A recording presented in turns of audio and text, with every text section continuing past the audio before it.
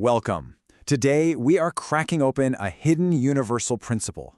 I'm talking about a fundamental game that, believe it or not, governs pretty much everything you want in life. So let's dive in and figure out how you can start winning. Does this sound familiar? You're doing all the things you're supposed to do, you're working so hard to create the reality you want, but it just isn't happening. It's so frustrating, right? Well, the reason might be that you're losing a game you didn't even know you were playing. And that game is all about what's called the law of circulation. Just think of it like the perfect flow of energy in the universe. Everything you want, that dream reality, it's just an energy signature, a frequency. And if your flow is blocked, your desire simply can't get to you. It's kind of like a dam in a river. Okay, so to win any game, what's the first thing you need to do? You've got to understand the rules. And the biggest, most fundamental rule of this game is all about how reality actually gets created. Now, we've all heard this a million times, right? Thoughts create reality. But be honest, has that really been working for you? Probably not. See, the truth is, a thought all by itself is just a little spark. It's the emotionally charged thoughts that create reality. The emotion is the fuel that makes the whole thing go. So why is emotion the secret ingredient? Well, emotion is literally energy in motion. It's the language the universe actually speaks. And it doesn't come from your brain, it comes from your heart. The heart is your most spiritual organ. And get this, it actually develops in an embryo before the brain even does. Wild, right? And this just shows you the insane difference in power. Research from the Heart Math Institute, these guys actually study the connection between the heart and the brain. They found that the heart's electromagnetic field is up to 100 times stronger than the brain's. So your heart isn't just a pump, it's this incredibly powerful magnet broadcasting your emotional frequency out into the universe. Okay, so let's get into the central dynamic of the game, the core mechanic. It's all built on this constant two-way flow, a flow made up of two actions that you can't separate, giving and receiving.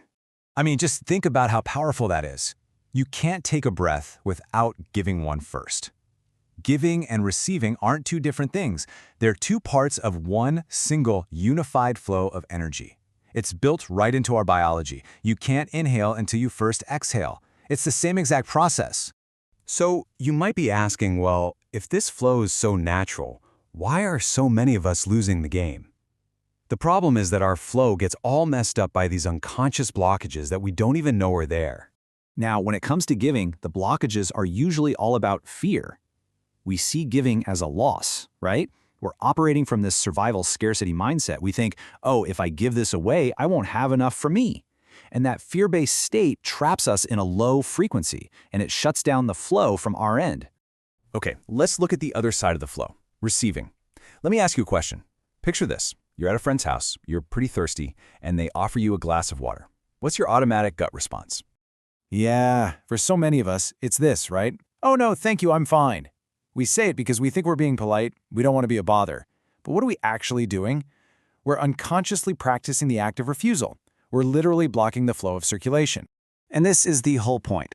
If you can't even allow yourself to receive something as simple as a glass of water when you're thirsty, how in the world are you going to let the universe deliver your biggest dreams? That small act of refusal points to a much deeper blockage, maybe a feeling of unworthiness, or just this social conditioning that tells us it's better to give than to receive. All right, so we've looked at the problem. Now let's get to the good stuff, the solution. There's a simple, super powerful principle that really is the ultimate cheat code to start winning this game. This right here is the whole key. Remember, you can't take a breath before you give one. So if you want to receive love, you have to be a source of love for other people. If you want to receive abundance, you have to embody that feeling of abundance and give from that state. You have to be the one to start the flow. So how do we actually put this into practice? Let's get tactical. Here's the playbook. It all breaks down into 4 simple rules you can literally start using today to master this game. Okay, let's walk through these. Rule number 1, just give. This is your opening move. This is you signaling to the universe, hey, I'm not in a state of lack. I actually already have something to offer. Rule 2, give freely. This one is so important. The feeling behind the action is what sends that powerful signal. Don't give feeling like you're losing something. Give from a place of abundance, knowing you're just a channel. Okay, rule 3, receive. Now, this might be the hardest one for a lot of us. You have to actively practice and exercise your ability to have. So next time someone offers you a compliment or that glass of water, just say thank you and let it in. And finally, Rule 4. Receive freely. This means letting go of the guilt, of that voice that says you're being a bother. You are worthy of receiving. And when you do, you complete the circuit. And that brings us to the end. But really, the big question is for you. How are you going to put this into play? What is one small thing, I mean really small, that you can either give or receive freely and without any resistance today? Maybe it's a compliment to a stranger. Maybe it's $5 to a cause you care about. Or maybe it's just accepting that glass of water. The choice to start the flow is always yours.